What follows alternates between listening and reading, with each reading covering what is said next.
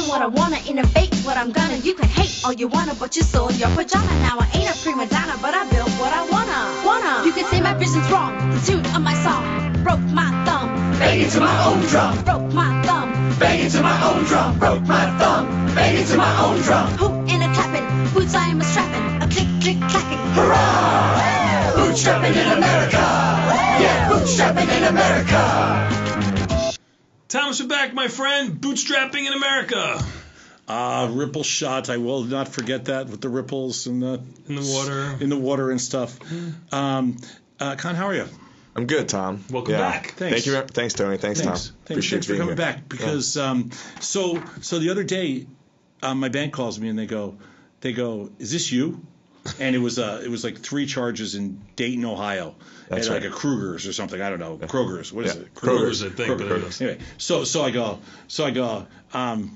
I go, well, maybe because Beth has one of the people has the same card, you know. So I go, maybe Beth bought something. So sure. Yeah. And I go, yeah, it's me. Then she goes, that's not me. and I had this like super secret, protective, all this kind of crap, and it didn't work. Yeah. What's going on? Are we safe? I don't think we are. That's the unfortunate part. Do you use a credit card? I do, but I also use cash a lot now these days too. You do? Yeah. So see, I'm a cash freak. I think we told you this last time. Yeah. I use cash for everything. Yeah. And people think I'm so like I'm old school. Yeah. And I hate credit cards. Yeah. Yeah. Yeah. I mean, people call all the time and says, what can consumers do to protect themselves on credit card? The reality is, actually, even when you Google, there aren't a lot of services that can help you protect your credit card, right? So using cash is one way, but the reality is credit cards aren't going to go away. It's so convenient, right? Right. So the only thing, not the only thing, but one of the things that we can help merchants and banks identify data breaches early so that they can call you and replace your card even before any fraud occurs. So that's what we're trying to do. So I have a question for you. It seems like it's the first thing in the news that you see all the time. And you've got the holiday season coming, so I'm sure you're going to be busy with that or that. But I want to go ask you a different question for just a minute here. Is it because they don't want the consumer to be inconvenienced? Like, I know if there was like some sort of a code, they don't want the consumer to go to cash or number, or they don't want the consumer to go to cash because there's so much fat and money involved in it. I mean, because we can make it better than that. Even if it's a thumbprint, there's something we can do to make this better. Why not? Well, I think the first reason for credit cards, Tony, you're absolutely right. They don't want to inconvenience you because it's so easy. And the last thing they want to do is call you and say, hey, Tony, we have some concern about your Visa. And then you pull out your American Express and never go back. Right. Because they do make a lot of money off of your credit cards, right? I got to be honest with you. When I hand them my card, if I don't hand them my card, they go, let me see the last, the 4 digits on the back or something like that. I feel a little violated. Right. So maybe it's the whole problem is you just hit it on the head.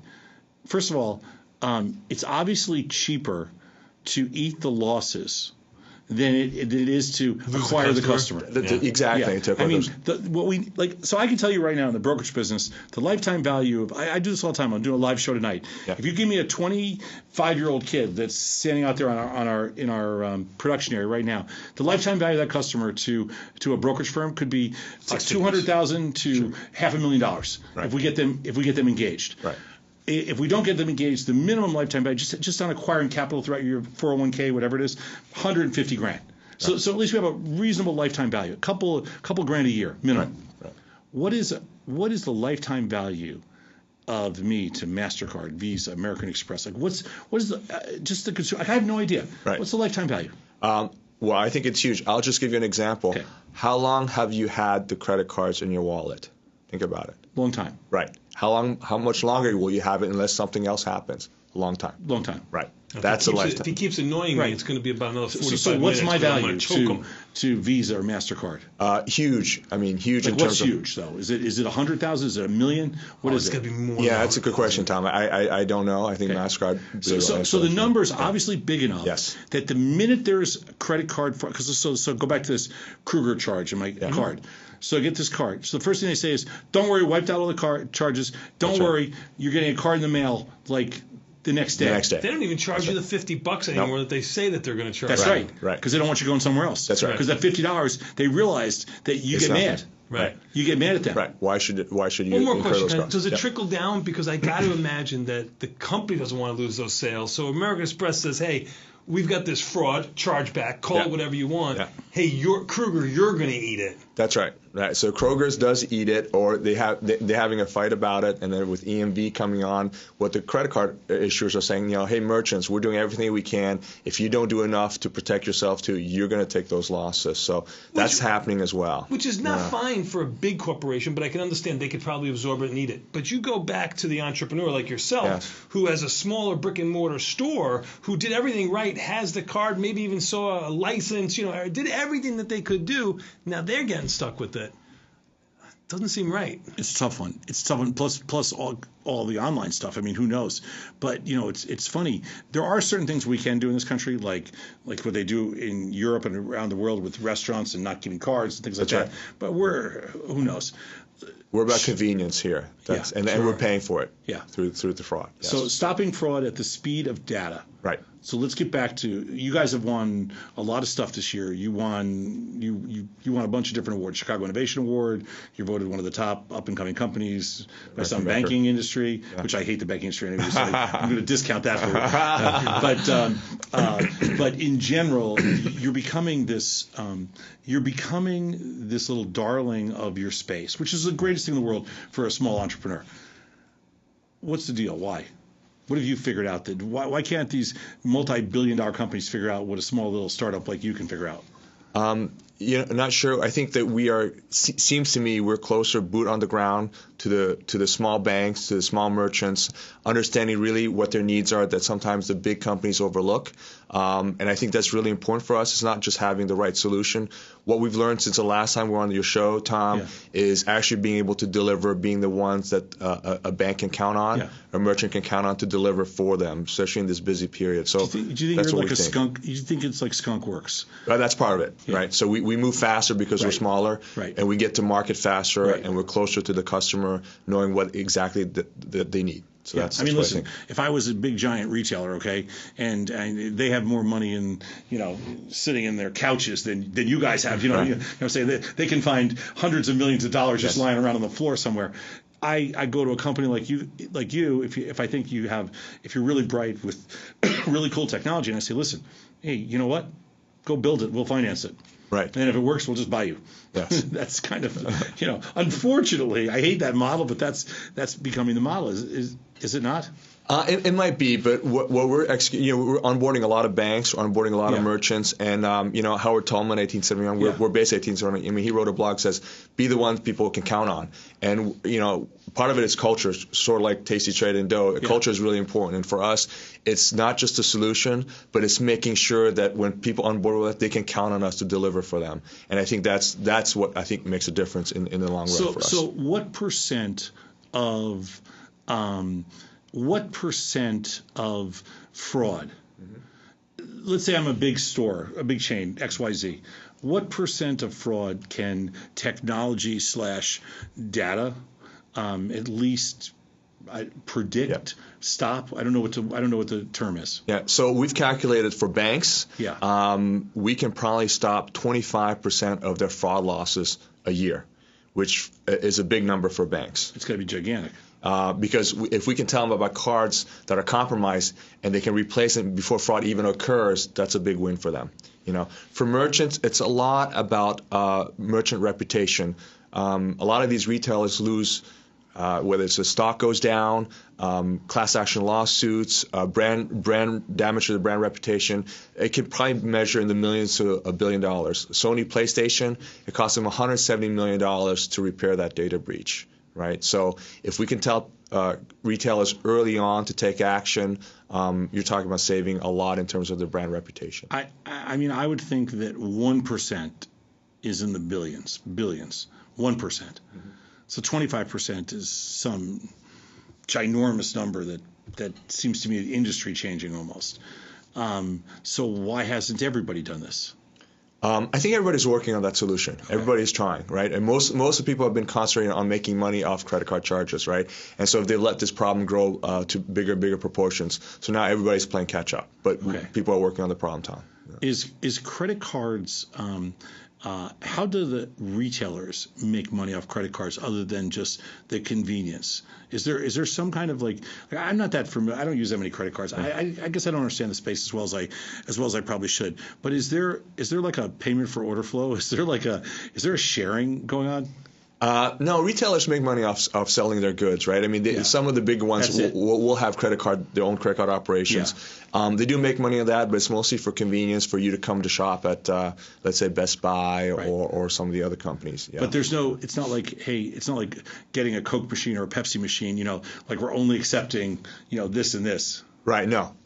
Okay. Retailers want to make it easy for you to shop anywhere, right? But they need to protect their payment system so that you can trust that retailer and you can keep going there and buying goods from them. What are the safest, if I'm telling my kids, for example, that are in their 20s, and I'm suggesting, hey, what are the safest, not necessarily cards, but what's the safest technology that they should be, what's the safest front-end technology that they should be using? Like we had a firm on here a couple of weeks ago that encrypted everything.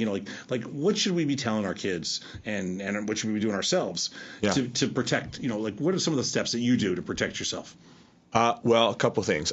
There's so many different changing technology, and you're going to see that a sea change in the next 5 to 10 years in the payment system because it's so antiquated. So, Apple Pay's come on board. There are all kinds of different technology. Not sure which ones are going to be the safest. And actually, our mantra is that it's not if you're going to be breached, it's when. So you need to have tools to actually detect it, whether it's your bank account at home. I mean, Chase sends you an email every time you make a wire transfer. So you have to be on monitoring that kind of information for yourself. We don't even know if those emails are legit. Well, that's true too, right? Yeah. So it's hard. It's an epidemic, Yeah. I think you just gotta be able to monitor. So what do you tell your kids? Your kids are younger, but they're young right now, so they don't have credit cards. They don't have credit cards yet, and it's gonna stay like that for a while. Lucky you, I got a few older ones. They have credit cards. But what do you tell your kids with credit cards? And they've all been frauded, by the way.